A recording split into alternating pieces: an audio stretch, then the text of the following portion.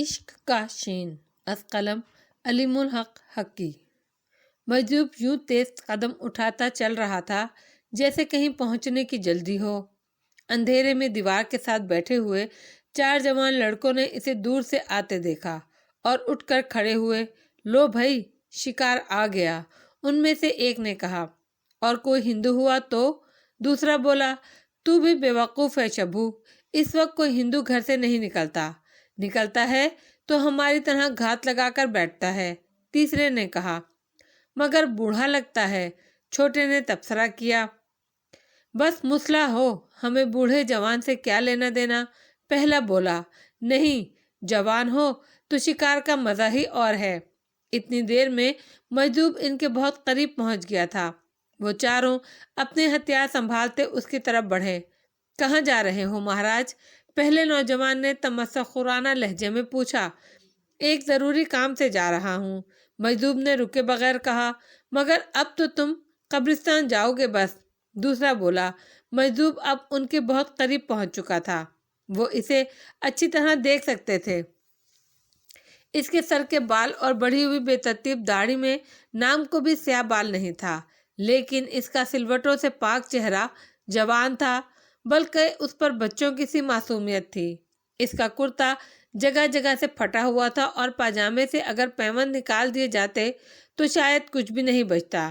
مگر اس کی شخصیت میں سب سے نمایاں چیز اس کی آنکھیں تھیں۔ ایک طرف تو اتنی بڑی بڑی آنکھوں سے روشنی پھوٹتی محسوس ہو رہی تھی، دوسری طرف ان میں دل دہلا دینے والی سرخی تھی۔ تم قبرستان کا نام کیوں لیتے ہو؟ تمہارا مرگھٹ تو شمشان گھاٹ کہلاتا ہے۔ اس کی آواز میں گہرائی تھی اور گونج بھی، صحراؤں کی سی گونج۔ چاروں جوان الجھ گئے۔ تو تم مسلمان نہیں ہو؟ کیوں نہیں؟ الحمدللہ میں مسلمان ہوں۔ تو پھر تم نے شمشاد گھاٹ کیوں کہا؟ وہ تو تمہارے لیے کہا تھا، تمہیں جانا ہوگا وہاں، اور ابھی میرا قبرستان جانے کا وقت نہیں آیا ہے، ابھی تو مجھے ایک اہم کام کرنا ہے۔ پاگل معلوم ہوتا ہے، ان میں سے ایک بولا۔ اس سے کیا فرق پڑتا ہے، مارو سالے کو۔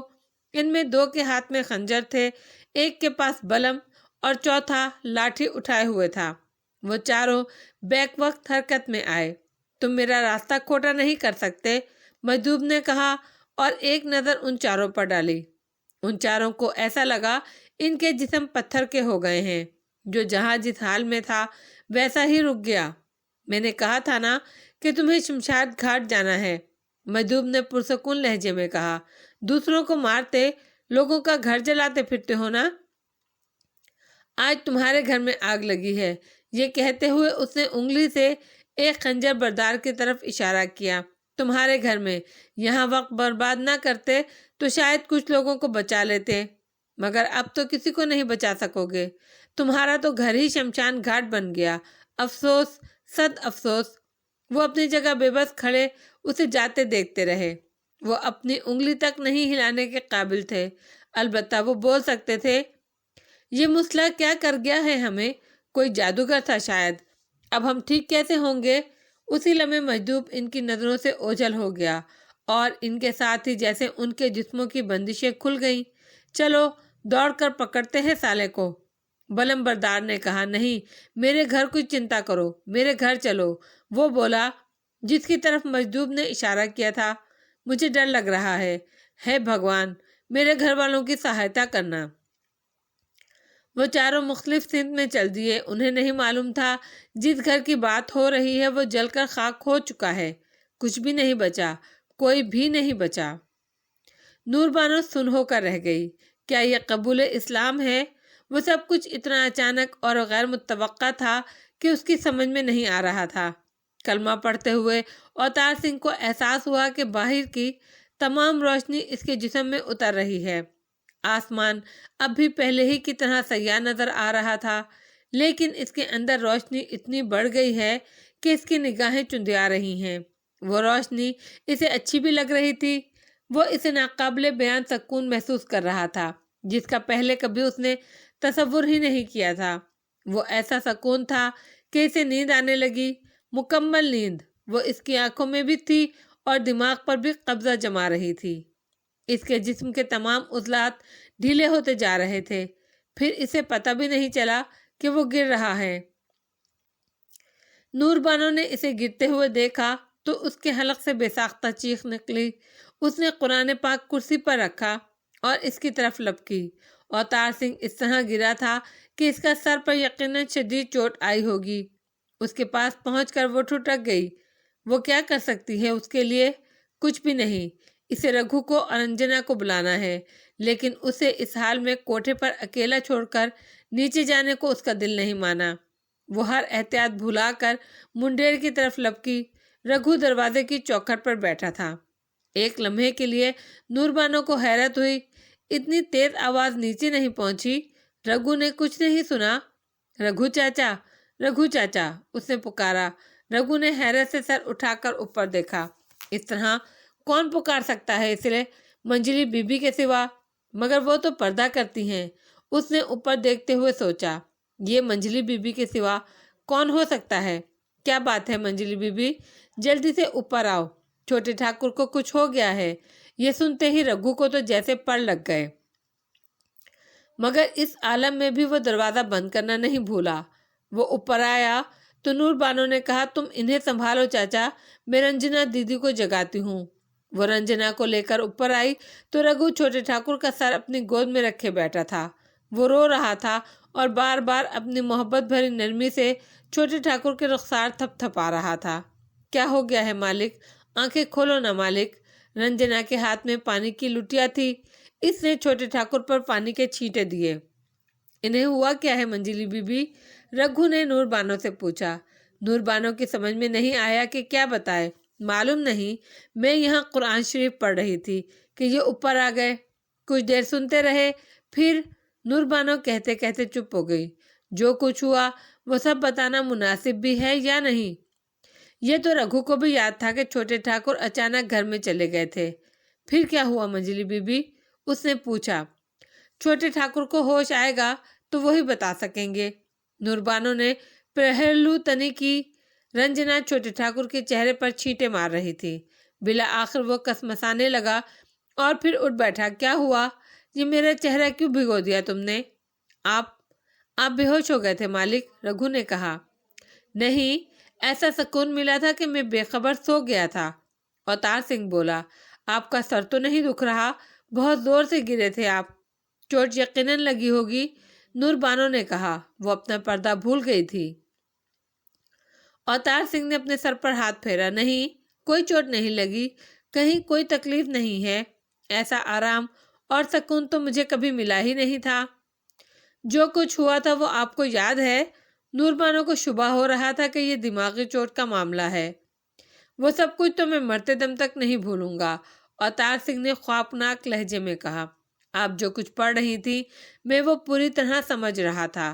پھر میں نے اس کی تصدیق کے لیے آسمان کو دیکھا، اور میں نے ایک نہیں 7 آسمان دیکھے۔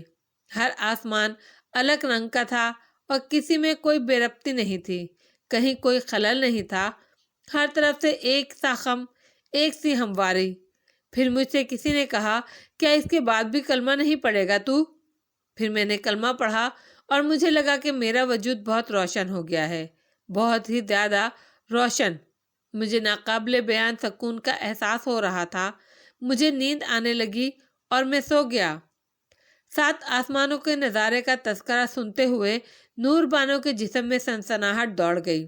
ارے، میں اس شخص کو کتنا حقیر سمجھتی تھی، کافر اور مشرک کہتی تھی، اور اللہ نے اسے کیسا اعزاز عطا کیا ہے۔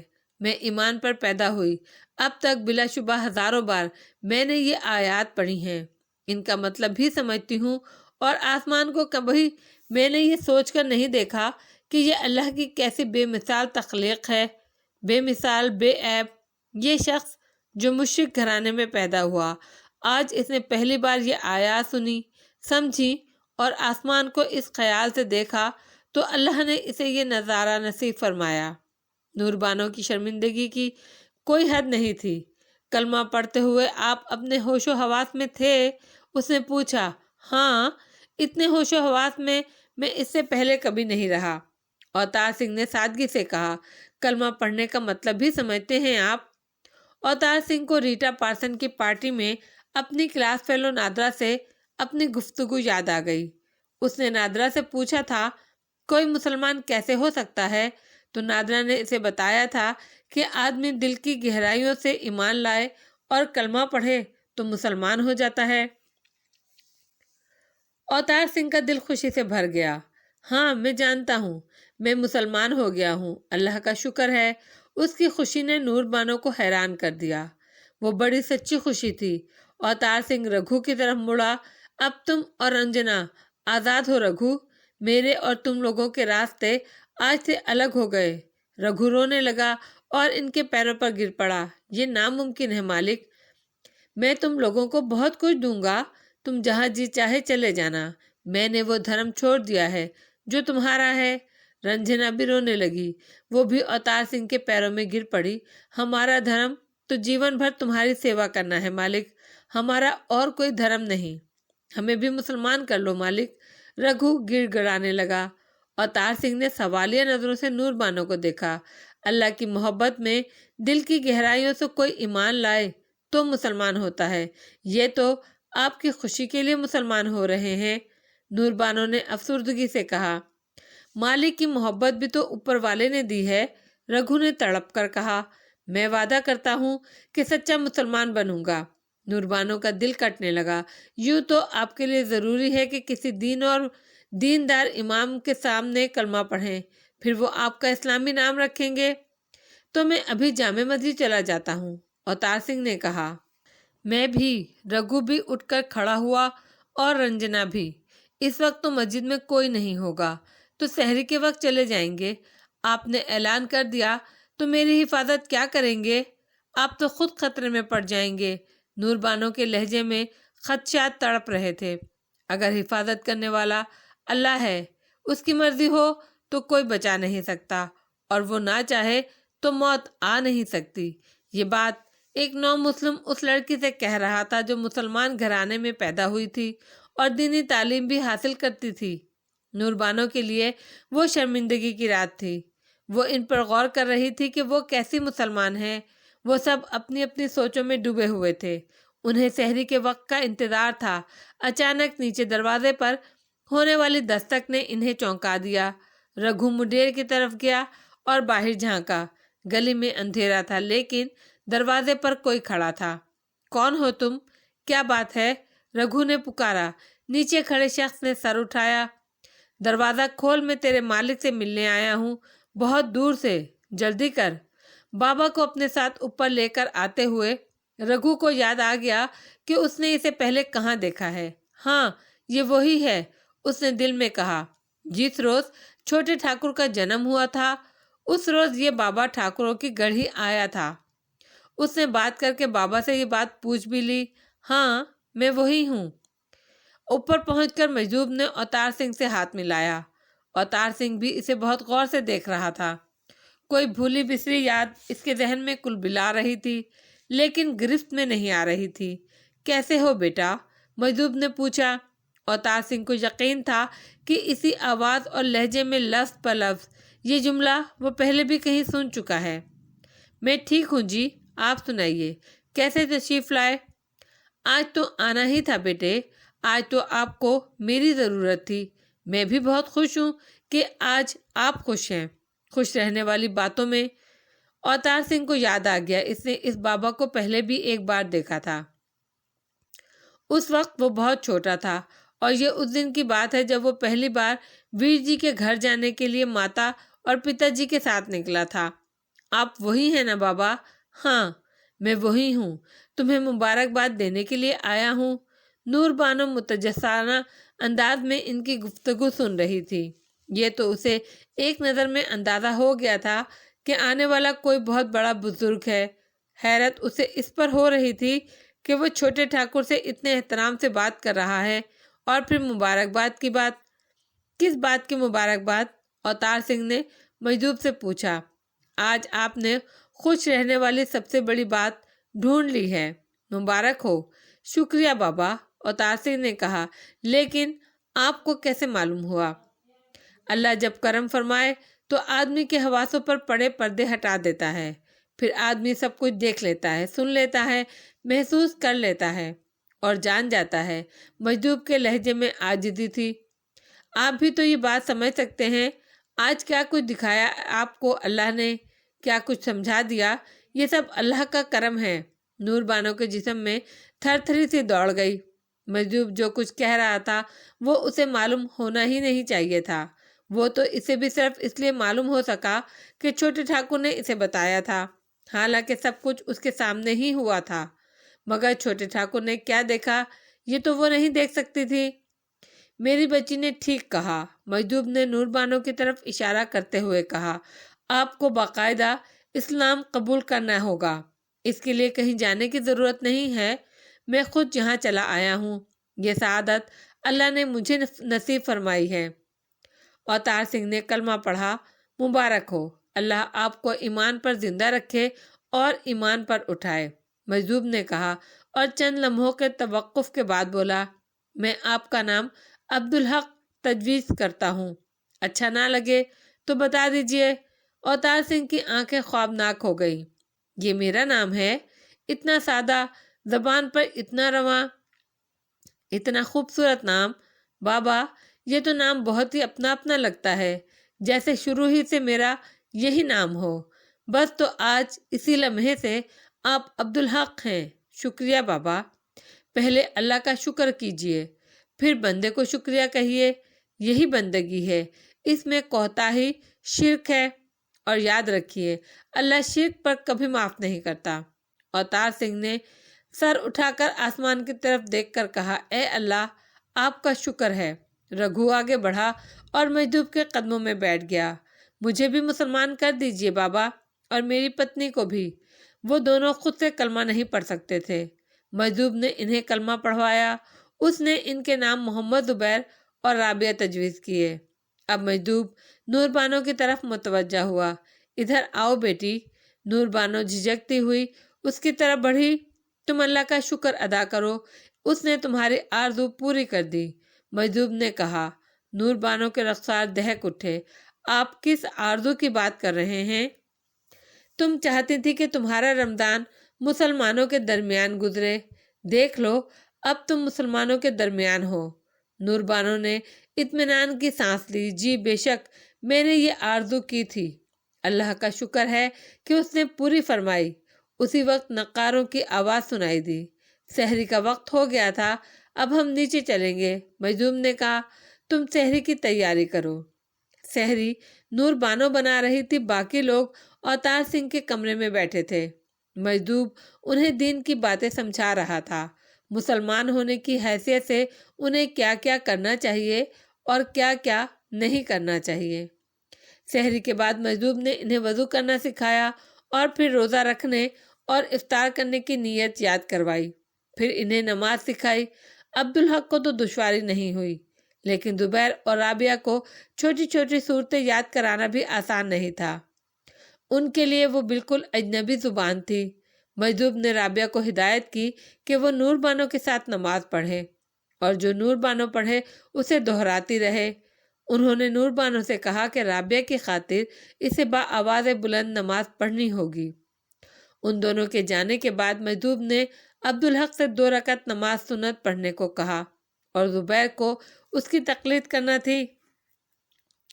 عبدالحق کی عجیب کیفیت تھی، وہ اس کے لیے جیسے اہم ترین امتحان تھا۔ اس کا جسم پسینے میں نہا رہا تھا اور دل جیسے حلق میں آ کر دھڑک رہا تھا۔ نیت کرتا ہوں 2 رکعت نماز سنت۔ نیت کرتے ہی اسے ناقابل بیان سکون کا احساس ہوا۔ وہ سب کچھ بھول گیا اور نماز پڑھنے لگا۔ زبیر اس کا پڑھا ہوا دہرا رہا تھا اور اس کی تقلید کر رہا تھا۔ عبدالحق نے سلام پھیرا تو مجذوب نے خوش ہو کر کہا، سبحان اللہ، تم نے پہلی نماز ہی کتنی اچھی طرح پڑھی ہے، یہ سب اللہ کا کرم ہے۔ عبدالحق نے کہا، اب میں سنتے ادا کر لوں، پھر فرض نماز تم میرے پیچھے پڑھنا۔ وہ بڑی مختصر جماعت تھی، 1 امام، 1 اقامت پڑھنے والا اور 1 مقتدی، لیکن نماز پڑھتے ہوئے عبدالحق کو احساس ہو رہا تھا کہ کمرے میں بے شمار لوگ ہیں۔ کمرے کی فضا میں حدت تھی، جیسے وہاں بہت سے لوگ سانس لے رہے ہوں۔ مجذوب نے بہت اچھی دعا کرائی۔ دعا کے بعد عبدالحق کو لگا کمرہ بالکل خالی ہو گیا ہے۔ اس نے یہ بات مجذوب سے بھی کہہ ڈالی۔ اللہ کے بھید بے شمار ہیں، اللہ ہی جانے۔ مجذوب نے نور بانو اور رابعہ کو اس کمرے میں بلا لیا۔ وقت بہت کم ہے، میں چاہتا ہوں اس میں تمہاری زیادہ سے زیادہ رہنمائی کروں۔ یاد رکھو، اپنے بندوں کی ہدایت کے لیے اللہ نے قرآن نازل فرمایا ہے۔ تم لوگ بہت خوش نصیب ہو کہ اللہ نے نزول قرآن کے مہینے کی پہلی شب ہدایت سے سرفراز فرمایا۔ یوں تمہیں قرآن سے خاص نسبت عطا کی گئی ہے۔ قرآن حکیم کی ایک ایک آیت میں ہزار ہزار حکمتیں ہیں۔ اللہ ہی چاہے تو بندہ سمجھے، ورنہ یہ ناممکن ہے۔ سو قرآن کو ہدایت کی نیت سے پڑھو اور سمجھنے کی کوشش کرو۔ اس کے لیے ضروری ہے کہ پڑھنے سے پہلے اللہ سے رہنمائی کی التجا کرو۔ ایک بندے کے شایان شان عاجزی کے ساتھ دوسرا ذریعہ ہے حضور پاک کی سیرت مبارک۔ حضور پاک نے پوری زندگی قرآن کے احکامات کے تحت گزاری ہے۔ سیرت پاک کو پڑھتے رہو اور پیروی کرتے رہو تو سمجھ لو کہ تم قرآن پر عمل کر رہے ہو۔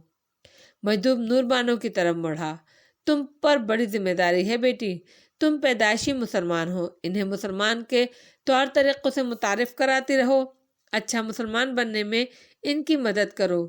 یہ بہت بڑا کام ہے، اللہ کے ہاں تمہیں اس کا بہت بڑا اجر ملے گا۔ اور ہاں، انہیں قرآن پاک بھی تمہیں پڑھانا ہے۔ لیکن بابا، میرا پردہ، تم نیت اور ارادہ تو کرو، راستہ اللہ بنائے گا۔ مجذوب نے چند لمحے توقف کیا۔ تم رابعہ کو پڑھاؤ، وہ اپنے شوہر کو پڑھائے گی۔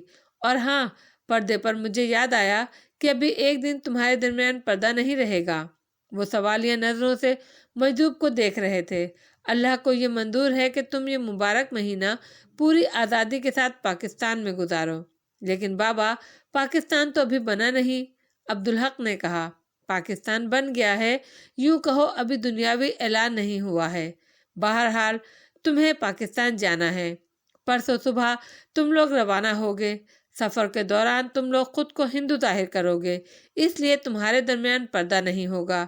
نور بانو بھی ہندوانہ لباس میں ہوگی۔ ہمیں پاکستان میں کہاں جانا ہے جہاں کوئی تمہاری راہ تک رہا ہے؟ پاکستان میں؟ وہاں میرا انتظار کون کر سکتا ہے؟ بھول گئے اپنی ماں کو؟ عبدالحق تڑپ گیا۔ اماں کو؟ اماں میرا انتظار کر رہی ہیں، اماں موجود ہیں، اللہ کا شکر ہے، مگر وہ ہیں کہاں؟ وہیں تمہارے گاؤں میں۔ لیکن ہمارا گاؤں تو ختم ہو گیا تھا بابا جی، ٹھاکروں کی گڑھی ریت کے نیچے دفن ہو گئی، لیکن اب وہ پھر سے آباد ہوگا، نئے نام کے ساتھ۔ حمیدہ اس مدفون گاؤں کی سرحد پر تمہارا انتظار کر رہی ہے۔ عبدالحق کی خوشی کی کوئی حد نہیں تھی۔ تو بابا جی، میرا گاؤں پاکستان میں ہے، تمہارا گاؤں پاکستان میں ہی ہو سکتا تھا۔ عبدالحق کو اللہ نے ایمان عطا فرمایا تھا، وہ الجھ رہا تھا، مگر بابا، ہم ہندو بن کر کیوں سفر کریں؟ اللہ کا حکم ہے، اپنی مصلحت وہ جانے، کیا پتہ اس میں تمہارے لیے آزمائش ہو۔ آپ ہمارے ساتھ ہوں گے؟ نہیں، میں تو ابھی واپس جا رہا ہوں۔ کہاں؟ یہ میں نہیں بتاؤں گا، تمہارے پاس بھی کام کے سلسلے میں آیا تھا، اب آگے ایک اور کام کرنا ہے۔ وہ سب افسردہ ہو گئے۔ اتنی سی دیر میں بابا انہیں اپنے گھر کا فرد لگنے لگے تھے۔ تو انقلاب ایسے آتا ہے، نور بانو سوچ رہی تھی، ایسے کہ ایک لمحے پہلے تک کسی کو علم نہیں ہو پاتا۔ اگر کسی اور نے یہ سب کچھ اسے سنایا ہوتا تو وہ اسے گھڑی ہوئی کہانی، کوئی افسانہ قرار دیتی، لیکن وہ تو اس انقلاب کی عینی شاہد تھی۔ یہ بات ہی کیسی ناقابل یقین تھی کہ وہ کوٹھے پر تلاوت کر رہی تھی اور چھوٹا ٹھاکر اوپر چلا آیا تھا۔ وہ جو اس سے ڈرتی رہی تھی، وہ تو اسے دھتکار کر بھگا دیتی، اور وہ نہ جاتا تو وہ کوٹھے سے کود جاتی، لیکن اس کے آنے کے بعد وہ جیسے اس کے حکم کی پابند ہو گئی تھی۔ وہ اس کے حکم پر پڑھ رہی تھی، اس کے حکم پر توقف کر رہی تھی، صرف اس لیے کہ وہ اسے چھوٹا ٹھاکر نہیں لگ رہا تھا، وہ تو اس کے نزدیک آسمان سے اترا ہوا کوئی فرشتہ تھا جو اس کی قرأت سننے کے لیے چلا آیا تھا۔ آدمی بھولنا چاہے تو بڑی سے بڑی بات نہایت آسانی سے بھول جاتا ہے۔ بس جتنی بڑی بات ہو اسے بھولنے کے لیے اتنا ہی طاقتور جواز ہونا چاہیے۔ نور بانو کے پاس تو طاقتور ترین جواز تھا، وہ اس کے ایمان کا معاملہ تھا، مگر اب وہ جواز ختم ہو گیا تھا۔ ایک چھوٹے سے لمحے نے کتنی آسانی سے چھوٹے ٹھاکر کو اوتار سنگھ سے عبدالحق بنا دیا تھا۔ اب وہ بھولی ہوئی ہر بات کو یاد کر سکتی تھی، چاہے اس کے نتیجے میں اسے کتنی ہی شرمندگی ہو۔ وہ تو آخرت کی شرمندگی سے ڈرتی تھی، دنیا کی شرمندگی تو کوئی بڑی بات نہیں، وہ تو غلطی کی سزا ہے اور اس پر توبہ اور استغفار بھی کر سکتی ہے۔ چنانچہ نور بانو سوچ رہی تھی، یاد کر رہی تھی، حالانکہ یاد کرنے کی ضرورت ہی نہیں تھی، وہ تو سب کچھ زبردستی بھولے بیٹھی تھی۔ وہ سب اسے یاد تھا، مگر اس نے اسے لاشعور کے نہا خانے میں دھکیل دیا تھا۔ سوال یہ تھا کہ شروع کہاں سے کرے؟ اسے اماں کی بات یاد آئی۔ اماں نے کہا تھا تم لوگ میرے سمجھانے اور منع کرنے کے باوجود چھوٹے ٹھاکر کے متعلق بدگمانی کرو تو گناہ گار ہوگی اور سمجھو گی کہ وہ کار ثواب ہے۔ ہوا نا دوہرا نقصان۔ میں تمہاری ماں ہوں، تمہارا نقصان کیسے گوارا کر سکتی ہوں، اس لیے میں نے اس کا تذکرہ کرنا ہی چھوڑ دیا ہے کہ کم از کم بدگمانی سے تو بچی رہو گی تم۔ اسے یاد آیا اس نے اماں سے بدگمانی نہ کرنے کا وعدہ کرتے ہوئے اصرار کیا تھا کہ وہ چھوٹے ٹھاکر کے متعلق انہیں بتائیں۔ اب اسے اماں کی کہی ہوئی ہر بات یاد آ رہی تھی۔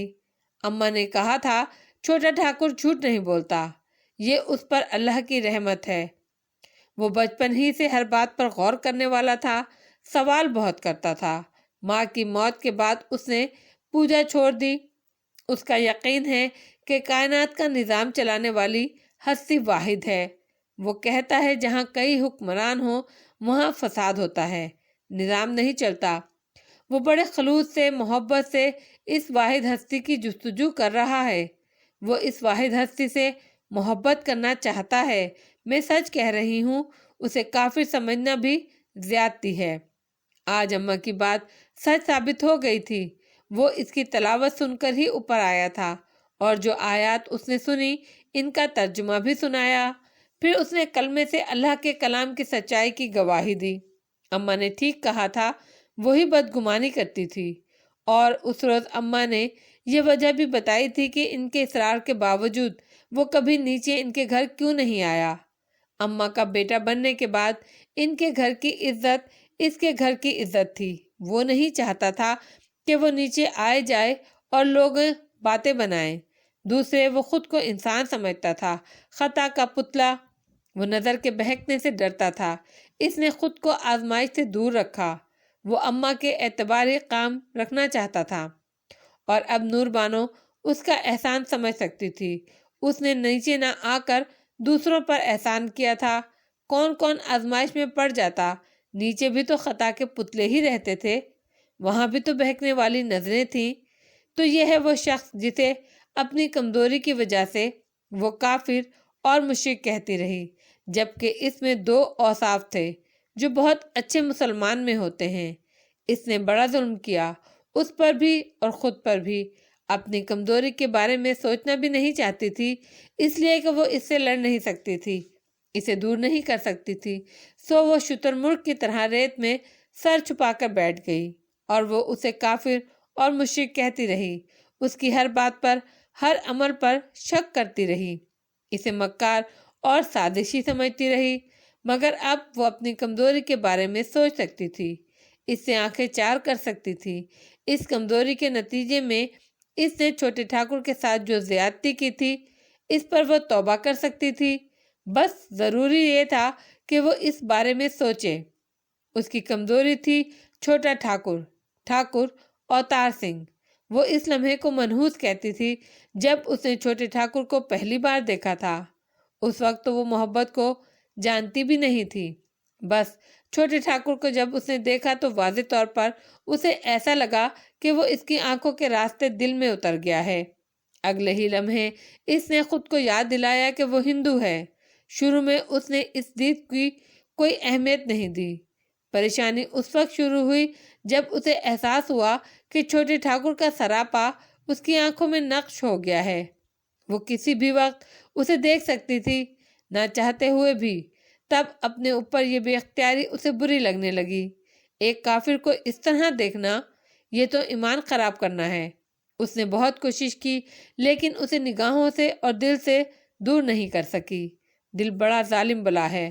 دل چاہتا ہے کہ وہ اسے بار بار دیکھے اور قدم ڈیوڑی کی طرف اٹھنے لگتے، مگر دل سے تو آدمی لڑ سکتا ہے۔ نور بانو نے اپنے قدموں کو ہر بار ڈیوڑی میں پہنچنے سے روک لیا، لیکن نگاہوں کا وہ کچھ نہیں کر سکتی تھی جن میں چھوٹا ٹھاکر بس گیا تھا۔ وہ کہیں بھی بیٹھی ہوتی، کچھ بھی کر رہی ہوتی، اچانک اسے چھوٹے ٹھاکر کا خیال آتا اور اس کے ساتھ ہی وہ اسے اپنے روبرو نظر آنے لگتا۔ وہ اسے ہٹانے کا اختیار نہیں رکھتی تھی۔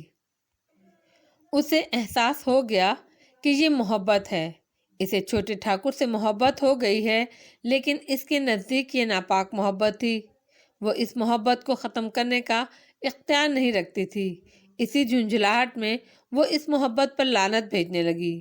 اس نے اس پر سوچنا بھی کبھی گوارا نہیں کیا۔ محبت کے لطیف پہلوؤں سے وہ ہمیشہ کے لیے دور ہو گئی۔ یوں محبت نفرت کا روپ دھارنے لگی اور نفرت دن بدن بڑھنے لگی۔ بس ایک ہی عمل ایسا تھا جس کے دوران اوتار سنگھ کی شبیہ مداخلت نہیں کر سکتی تھی، اور وہ تھا قرآن پاک کی تلاوت۔ یہ احساس ہوا تو وہ کثرت سے قرآن پاک پڑھنے لگی۔ قرآن پڑھتے ہوئے اس پر عجیب سی کیفیت طاری ہو جاتی تھی اور وہ دنیا و مافیہ سے بے خبر ہو جاتی۔ سو اس نے تلاوت قرآن پاک کو اپنا قلعہ بنا لیا اور اس میں محصور ہو گئی۔ لیکن وہ ہر وقت تو قرآن نہیں پڑھ سکتی تھی۔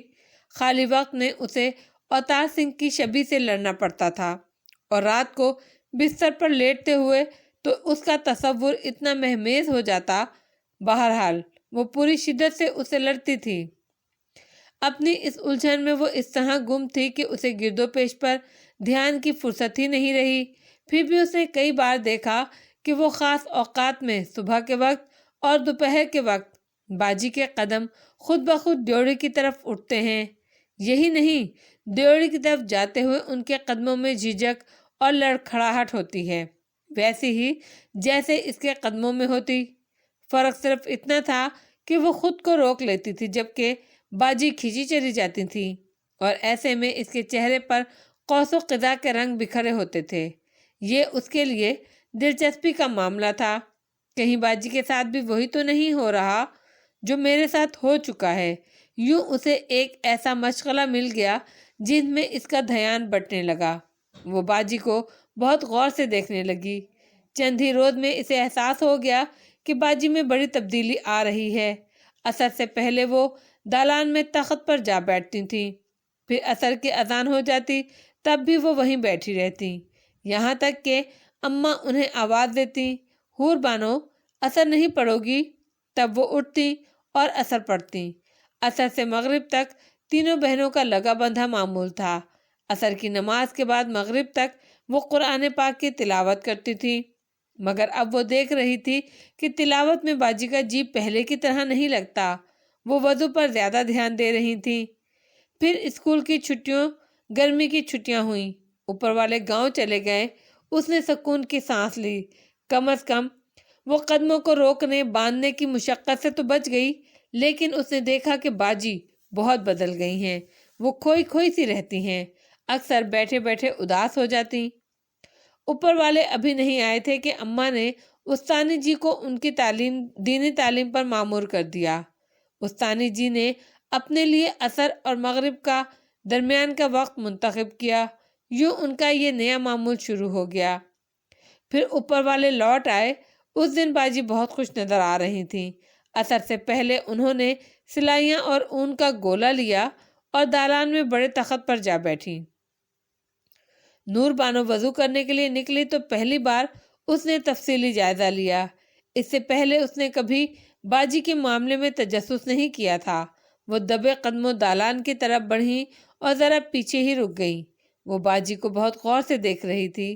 باجی کے ہاتھوں میں سلائیاں تھیں مگر ساکت، بلکہ وہ تو سلائیوں کو دیکھ ہی نہیں رہی تھیں، ان کی نظریں تو سامنے کوٹھے پر تھیں۔ نور بانو نے ان نظروں کی سمت دیکھا۔ کوٹھے پر جالیوں کے اس پار چھوٹا ٹھاکر بیٹھا نظر آ رہا تھا۔ باجی اس کو دیکھ رہی تھی اور ان کی نگاہوں میں عجب سا والہانہ پن تھا۔ نور بانو کا پہلا تاثر یہ تھا کہ چھوٹا ٹھاکر بھی باجی کو دیکھ رہا ہوگا، لیکن چند ہی لمحوں میں اسے احساس ہو گیا کہ اس کا اندازہ غلط ہے۔ چھوٹا ٹھاکر تو کوٹھے پر ادھر سے ادھر ٹہلے جا رہا تھا اور اس نے ایک بار بھی دالان کی طرف رخ نہیں کیا تھا۔ ویسے اگر وہ اس طرف دیکھتا تو باجی کو بھی دیکھ سکتا تھا اور اسے بھی، بالکل ویسے ہی جیسے وہ دونوں اسے دیکھ رہی تھیں۔ پھر نور بانو کو ایک تبدیلی کا احساس ہوا۔ چھوٹے ٹھاکر کے ٹہلنے کی رفتار بڑھ گئی تھی۔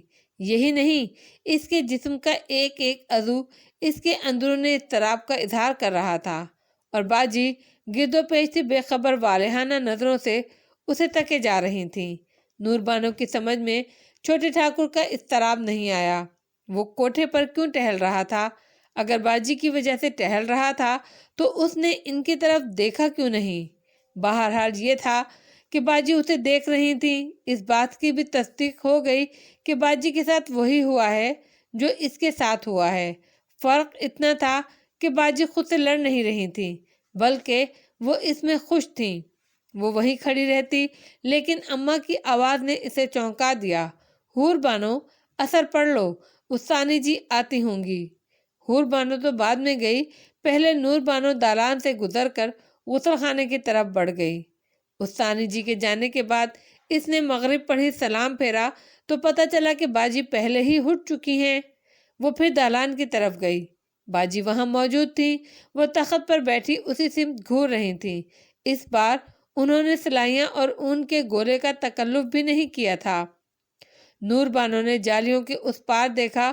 اوپر اندھیرا ہونے لگا تھا، لیکن چھوٹا ٹھاکر ایک ہیولے کی طرح دکھائی دے رہا تھا اور اب اس کا رخ جالیوں والی دیوار کی طرف تھا۔ وہ اس بات سے بے خبر تھا کہ دالان سے اسے دیکھا جا رہا ہے۔ اس سے نور بانو کو ایک فائدہ ضرور ہوا کہ اس کے اندر کی خود ملامتی کم ہو گئی۔ ملامت کا رخ اب باجی کی طرف ہو گیا۔ کیا باجی نہیں جانتی وہ کافر ہے، مشرک ہے؟ پھر وہ اس کی طرف اس طرح خود کو دیکھنے سے کیوں نہیں روکتی؟ وہ تو بڑی ہیں، زیادہ سمجھدار ہیں۔ اور کبھی کبھی اسے خیال آتا کہ چھوٹا ٹھاکر بھی ضرور باجی کو دیکھتا ہوگا۔ یہ خیال آتا تو اسے باجی سے رقابت ہونے لگتی، مگر وہ تھوڑی دیر کی بات ہوتی۔ پھر وہ سوچتی، چلو اچھا ہے، میری جان تو چھوٹے گی، باجی اپنی جانے، اللہ کے آگے جواب دہ بھی خود ہی ہوں گی۔ کبھی وہ سوچتی کہ اگر چھوٹا ٹھاکر مسلمان ہوتا اور وہ دونوں بہنوں کو دیکھتا تو اس کی طرف کبھی متوجہ نہیں ہوتا۔ وہ باجی سے ہی محبت کرتا۔ باجی ہے ہی اتنی خوبصورت اور وہ خود اتنی معمولی سی ہے، اسے تو کوئی دوسری نظر دیکھنا بھی گوارا نہیں کرے۔ یہ احساس کمتری شروع ہی سے اس کے ساتھ تھا۔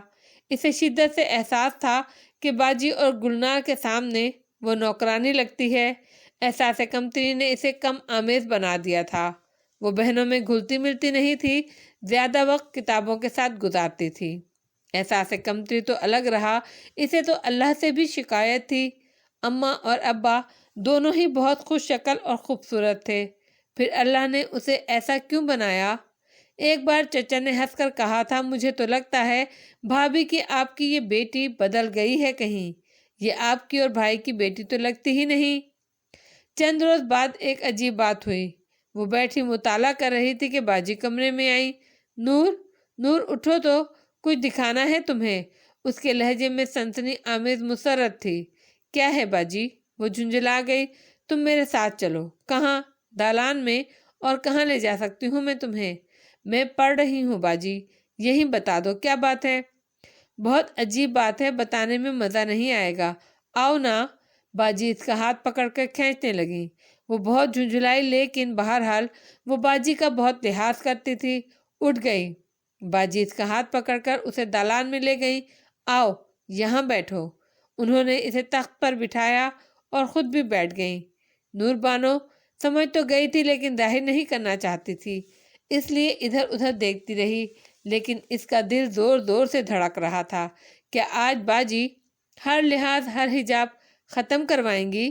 وہ تعصب سے سوچ رہی تھی۔ یہاں تو کچھ بھی نہیں ہے باجی، اس نے لہجے میں مایوسی سموتے ہوئے کہا، جو میں دکھانا چاہتی ہوں وہ یہاں نہیں ہے، اوپر ہے، کوٹھے پر۔ یہ سن کر نور بانو کا دل حلق میں آ گیا۔ اس نے فیصلہ کیا کہ آج باجی کو خوب سنائے گی۔ کوٹھے پر؟ اس نے حیرت سے کہا، اور کوٹھے کی سمت دیکھا۔ وہاں 2 آدمی بیٹھے ہیں، مگر اس میں کیا خاص بات ہے؟ دیکھنا اتنا ضروری نہیں، تم ذرا کان لگا کر سنو۔ نور بانو نے چند لمحے سماعت پر زور دیا۔ ہاں، پڑھائی ہو رہی ہے۔ ٹھیک، بالکل ٹھیک، مگر یہ سنو کہ کیا پڑھایا جا رہا ہے؟ نور بانو کی آنکھیں حیرت سے پھیل گئیں۔ ارے، یہ تو عربی پڑھ رہے ہیں۔ ہاں، باجی نے کہا، مگر ان کا فاتحانہ لہجہ نور بانو کو بہت برا لگا۔ اس کی سمجھ میں نہیں آیا کہ اس میں باجی کی خوشی کی کیا بات ہے، مگر ان کا فاتحانہ لہجہ، مگر میری سمجھ میں نہیں آتا وہ عربی کیوں پڑھ رہے ہیں۔ باجی کے لہجے میں بناوٹی حیرت تھی۔ اس میں کیا خاص بات ہے باجی؟ لوگ عربی بھی پڑھتے ہیں اور فارسی بھی، لیکن ایک ہندو عربی کیوں پڑھنے لگا؟ باجی نے اعتراض کیا۔ نور بانو کا دل زور سے دھڑکا۔ یہ وہ لمحہ ہے جب باجی کھل کر سامنے آ سکتی ہیں۔ اس نے چھوٹے ٹھاکر کو پہچان لیا تھا، مگر اس نے تجافل عارفانہ سے کام لیتے ہوئے کہا، ہندو؟ یہ تم کیسے کہہ سکتی ہو باجی؟ ایک مسلمان لڑکا بھی تو رہتا ہے وہاں۔ وہ تو ہے، لیکن اس وقت جو پڑھ رہا ہے وہ مسلمان لڑکا نہیں ہے، چھوٹا ٹھاکر ہے۔ نور بانو نے بہت غور سے باجی کو دیکھا۔ یہ تم کیسے کہہ سکتی ہو باجی؟ باجی چور سی ہو گئیں، لیکن اب وہ پیچھے نہیں ہٹ سکتی تھی، اور انہیں نہیں معلوم تھا کہ وہ بھی چھوٹے ٹھاکر کو پہچانتی ہے۔ میں پہچانتی ہوں ان دونوں کو، ان کے لہجے میں حجاب تھا۔ کبھی کبھی اسکول آتے جاتے نظر آتے ہیں دونوں۔ یہ چھوٹا ٹھاکر ہے۔ اب کے نور بانو کے دل میں رقابت کی جو لہر اٹھی وہ بے حد تند تھی۔ اس وقت وہ ہر قیمت پر باجی کو تکلیف پہنچانا چاہتی تھی، انہیں مایوس کرنا چاہتی تھی۔ لیکن باجی، میں نے سنا ہے ہندو بھی عربی اور فارسی پڑھتے ہیں، دیکھو نا، علم تو کسی کی میراث نہیں۔ اور اسے خوشی ہوئی کہ باجی کو مایوسی ہوئی۔ وہ خاموش ہو کر سوچنے لگی۔ ان کے انداز سے لگتا تھا وہ اس بات کو غیر معمولی ثابت کرنا چاہتی ہیں اور اس کے حق میں کوئی دلیل ڈھونڈ رہی ہیں، لیکن انہیں کوئی جواب نہیں سوجھ رہا تھا۔ اس لمحے ایک عجیب بات ہوئی۔ اوپر موجود پڑھانے والے نے اچانک تلاوت شروع کر دی۔ ان کی آواز بہت اچھی تھی۔ وہ بڑی خوبصورت قرأت کر رہے تھے اور وہ سورہ یاسین کی تلاوت کر رہے تھے۔ دونوں بہنیں مبہوت ہو کر سن رہی تھیں۔ تلاوت ختم ہو گئی اور پھر انہیں چند لمحے ادھر ادھر کا ہوش نہیں تھا۔ پھر دونوں نے ایک دوسرے کو دیکھا اور باجی نے فاتحانہ لہجے میں کہا، اب کیا کہتی ہو؟ نور بانو، بات صرف عربی پڑھنے کی نہیں، یہ تو قرآن کی تلاوت تھی۔ نور بانو کو اس کا فاتحانہ لہجہ بہت برا لگا۔ باجی یوں خوش ہو رہی تھی جیسے اس میں ان کا کمال ہو، لیکن اسے بہرحال اعتراف کرنا پڑا کہ واقعی یہ ایک غیر معمولی بات ہے۔ اس وقت مغرب کی اذان شروع ہوئی اور کوٹھے پر 2 افراد اٹھ کھڑے ہوئے۔ پڑھانے والا نورانی چہرے والا باریش ادھیڑ عمر آدمی تھا۔ وہ دونوں بھی وضو کے لیے چل دی تھیں۔ اس روز نور بانو باجی کے بارے میں سوچتی رہی۔ یہ بات طے تھی کہ باجی کو چھوٹے ٹھاکر سے محبت ہو گئی ہے۔ یوں چھوٹے ٹھاکر سے محبت اسے بھی تھی، لیکن فرق بہت بڑا تھا۔ وہ اس محبت پر نادم تھی، وہ اس محبت سے نفرت کرتی تھی، جبکہ باجی ہمیشہ اس محبت میں سرشار رہتی تھی، خوش تھی۔ وہ اس فرق کے اسباب پر غور کرنے لگی۔ اسے خوشی ہوئی کہ وہ باجی سے بہتر ہے۔ وہ ایک مشرک اور کافر سے محبت پر مجبور ہو گئی ہیں، لیکن کم از کم اپنی اس مجبوری سے نفرت تو کرتی ہے۔ وہ اپنے محبوب سے نفرت کرنے کی کوشش تو کرتی ہے، وہ بھی اللہ کی خاطر۔ باجی نے خود کو اس محبت کے سپرد کر دیا ہے۔ انہوں نے سپردگی اوڑھ لی ہے۔ وہ تعویلیں گھڑتی ہیں، جو جواز ڈھونڈتی ہیں، یہ نہیں سوچتی کہ عربی پڑھنے سے انسان مسلمان نہیں ہو جاتا۔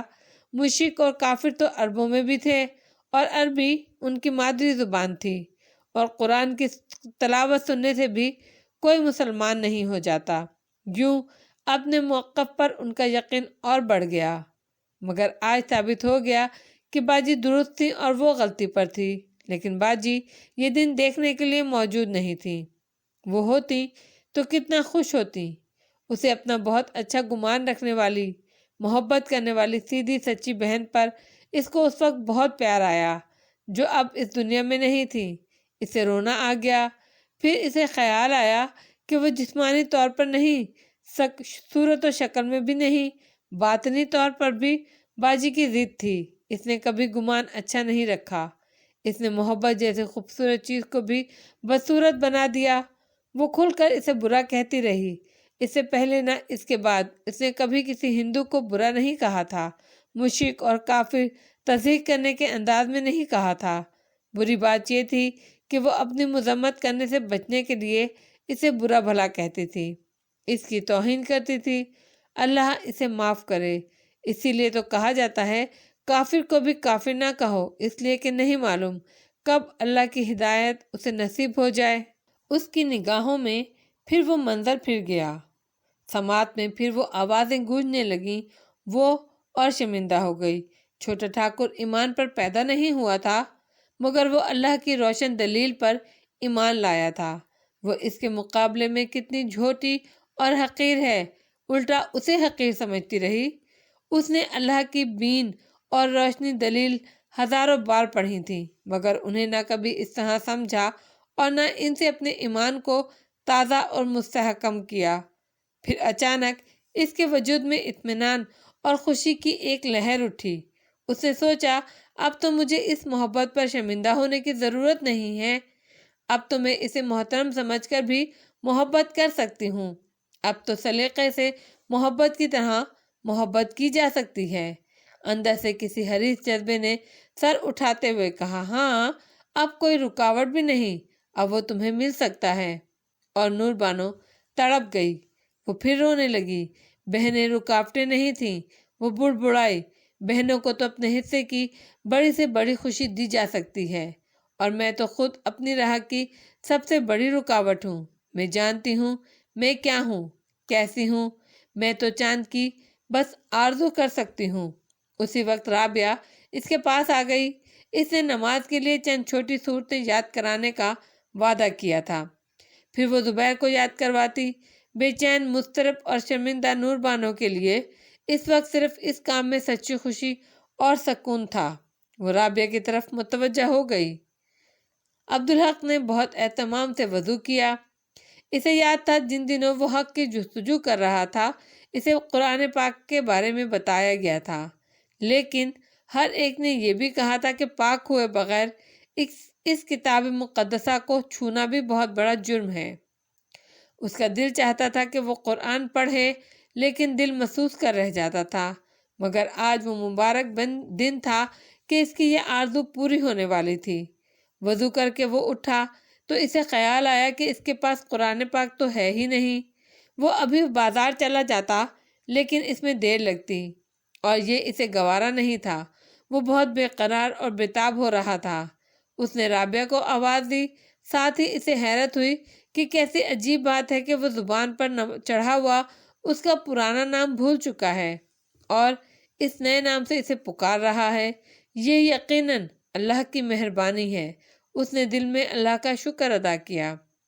رابعہ آئی تو اس نے کہا، منجلی بی بی سے کہو مجھے قرآن پاک چاہیے۔ رابعہ نور بانو کے پاس چلی گئی۔ نور بانو نے جواب میں بے سختہ کہنے والی تھی کہ نیچے اسٹور روم میں موجود ہے، وہاں سے لے لیں، لیکن وہ ایک لمحہ اس کے لیے طویل ہو گیا۔ اس نے اپنا قرآن پاک جو وہ گزشتہ روز ہی نیچے سے لائی تھی رابعہ کو دے دیا۔ لو انہیں دے آؤ۔ اس ایک لمحے میں نور بانو نے کتنا کچھ سوچ لیا۔ اس کا جی چاہا چھوٹے ٹھاکر کو باجی کا قرآن پاک دیا جائے، مگر اس نے فوراً ہی اس سوچ سے نظریں چرا لیں۔ ہونا تو یہی چاہیے تھا، کیونکہ اوپر اس کے پاس اپنے قرآن پاک ایک ہی تھا، مگر اس نے وہی دے دیا۔ اب کیوں کیا ایسا؟ اس کے اندر کسی نے پوچھا۔ وہ پڑھیں گے تو مجھے بھی ثواب ملے گا، اس نے سادگی سے کہا، حالانکہ وہ جانتی تھی کہ بات صرف اتنی سی نہیں، لیکن وہ اس پر گہرائی میں جا کر پوچھنا اور سوچنا چاہتی تھی۔ اس نے سوچا میں نیچے سامان لینے جاؤں گی تو قرآن پاک بھی لے آؤں گی۔ ادھر قرآن پاک کی طرف ہاتھ بڑھاتے ہوئے عبدالحق کا دل اس عاشق کی طرح دھڑک رہا تھا جو پہلی بار اپنے محبوب سے ملنے والا ہو۔ اس نے قرآن پاک لے لیا، اسے چوما، آنکھوں سے لگایا اور کھولا۔ اللہ کے نام سے جو بڑا مہربان اور نہایت رحم والا ہے۔ واہ، اس نے سوچا، ہر کام کرنے سے پہلے یہ پڑھ لینا چاہیے، بسم اللہ الرحمن الرحیم۔ اب اس کے سامنے سورہ فاتحہ تھی۔ بابا نے کہا تھا کہ اس کی تلاوت کے بغیر کوئی رکعت مکمل نہیں ہو سکتی، اور ہر رکعت میں اس کے بعد چھوٹی سورت کی تلاوت کرنی ہوتی ہے۔ اس کا مطلب ہے کہ مجھے 15 چھوٹی صورتیں یاد ہونی چاہیے، لیکن یہ تو مشکل کام ہے۔ اللہ چاہے تو کوئی کام مشکل نہیں۔ اندر سے ایک آواز ابھری، دیکھ لو، اس نے تمہیں، زبیر اور رابعہ کو ایمان عطا فرما دیا۔ یہ کوئی آسان کام تھا؟ بے شک یہ سچ ہے، عبدالحق نے کہا اور دل میں اللہ کو پکارا، میری مدد کیجیے اے اللہ، میرا کام آسان کر دیجیے، اپنا کلام میرے حافظے میں نقش کر دیجیے۔ اس نے دوبارہ بسم اللہ الرحمن الرحیم پڑھا اور پہلی آیت کی طرف بڑھا۔ نہ جانے کیوں اسے احساس ہو رہا تھا کہ اس پر کائنات کے زندگی کے تمام راز اور علوم کھلنے والے ہیں۔ اس کا دل دھڑک رہا تھا اور پسینہ پھوٹ نکلا تھا۔ تعریف اللہ کے لیے جو رب ہے تمام جہانوں کا۔ پہلی ہی آیت نے اس کی آنکھیں کھول دی۔ ارے، میں کہتا تھا کہ یہ مربوط نظام کسی ایک ہستی نے قائم کیا ہے جو بہت زبردست ہے۔ میں تو ایک عالم کی بات کرتا تھا، صرف اس دنیا کی۔ وہ تو پہلی ہی آیت میں بتا رہا ہے کہ یہ کائنات بے شمار جہانوں پر مشتمل ہے جن کا تمہیں علم نہیں ہے۔ اسے اقبال کا مصرع یاد آیا، ستاروں سے آگے جہاں اور بھی ہیں، اور تعریف اللہ کے لیے ہے، صرف اللہ کے لیے، کسی اور کے لیے نہیں۔ ہم جو کسی کی تعریف کرتے ہیں وہ بہت اچھا انسان ہے تو یہ نہیں کہنا چاہیے۔ اسے محسوس ہو رہا تھا اس کے دماغ میں بے شمار مشینیں ہیں، گراریاں ہیں جو حرکت کر رہی ہیں۔ کوئی بہت بڑا بھید، کوئی بہت بڑا راز عیاں ہونے کی کوشش کر رہا ہے۔ تعریف صرف اللہ کے لیے ہے۔ اگلے ہی لمحے وہ تھرا کر رہ گیا، اس پر کپ کپی چڑھ گئی۔ یہ اللہ کا کلام ہے، ایک دن میں کیا، ایک برس میں، ایک عمر میں بھی نہیں سمجھ آئے گا۔ بابا نے کہا تھا عاجزی سے پڑھنا، ایک ایک لفظ پر غور کرنا اور اللہ سے رہنمائی طلب کرنا۔ تو یہ عمر بھر کا کام ہے، پہلے پڑھنا تو سیکھ لے، پھر غور کرنا۔ اسے خیال آیا کہ ابھی تو اسے کم از کم 15 صورتیں یاد کرنی ہیں۔ پہلے سورہ فاتحہ یاد کر لے۔ پھر بابا نے کہا تھا آخری پارے میں چھوٹی صورتیں ملیں گی۔ وہ پڑھنے لگا، ہر آیت پر اس کا دل اٹکتا تھا۔ وہ غور کرنا چاہتا تھا مگر وہ خود کو دھکیل کر آگے بڑھا دیتا تھا۔ بہت مہربان، نہایت رحم والا، مالک روز و جزا کا، تیری ہی ہم عبادت کرتے ہیں اور تجھی سے مدد مانگتے ہیں۔ دکھا ہمیں راستہ سیدھا، راستہ ان کا جن پر تو نے انعام کیا، نہ کہ ان کا جو بھٹکنے والے اور گمراہ ہیں۔ اب وہ یاد کرنے کی غرض سے بار بار پڑھ رہا تھا۔ ایک بات اس نے بہت اچھی طرح سمجھ لی تھی، اسے قرآن پاک سے محبت ہو گئی ہے۔ دہراتے ہوئے اس نے بغیر دیکھے اگلی آیت پڑھی تو اس کے جسم میں خوشگوار سی سنسنی دوڑ گئی۔ ارے کیا، مجھے یاد ہو گیا؟ اس نے جانچنے کے لیے قرآن پاک پر نظر ڈالی اور آگے بڑھنے کی کوشش کی۔ روانی کے ساتھ نہ صحیح مگر اگلی آیت بھی اسے یاد آ گئی۔ شاید کمی صرف زبان پر رواں ہونے کی تھی۔ 6-7 دہرانے کے بعد اس نے خود کو آزمایا۔ اس کی خوشی کی کوئی حد نہیں تھی۔ اسے سورہ فاتحہ روانی کے ساتھ یاد ہو چکی تھی۔ یہ میرے بس کی بات نہیں، وہ عاجزی سے زیر لب بولا، یہ اللہ کی مہربانی ہے۔ اگلے لمحے وہ سورہ بقر اسے پکار رہی تھی۔ اس کا دل مچل اٹھا، لیکن اس نے خود کو روکا۔ پہلے نماز کے اسباب مکمل کر لوں پھر پڑھوں گا، اور اللہ نے جتنی زندگی دی ہے اتنا ہی پڑھوں گا، اس نے کہا، مگر بے صبرا پن ٹھیک نہیں۔ اس نے 30واں پارہ کھولا۔ شروع میں تو بڑی بڑی صورتیں تھیں، اس وقت اس نے بڑی صورتیں دیکھی نہیں تھیں، وہ تو بس سورہ فاتحہ سے موازنہ کر رہا تھا۔ اس نے دیکھا کہ صورتیں بتدریج چھوٹی ہو رہی تھی۔ آخر اس نے فیصلے سے پیچھے سے یاد کرنے کا فیصلہ کیا۔ 1 گھنٹے بعد اس نے پھر اللہ کا شکر ادا کیا۔ وہ دن ہی شاید مبارک دن تھا۔ 1 گھنٹے کے اندر اسے 16 صورتیں یاد ہو گئیں۔ وہ روانی سے یاد کر رہا تھا، مگر پڑھتے ہوئے کبھی کبھی اٹکتا تھا۔ اس نے سوچا کوئی بات نہیں، میں پڑھتا رہوں گا تو روانی سے یاد ہو جائے گا۔ جب نماز میں پڑھوں گا تو اعتماد بھی بڑھے گا۔ اس نے رابعہ کو بتایا، منجری بی بی کے ساتھ نیچے جاؤ، ان سے کہنا بہت ضروری ہے، قیمتی سامان الگ باندھ لیں، کل صبح سویرے ہم روانہ ہوں گے۔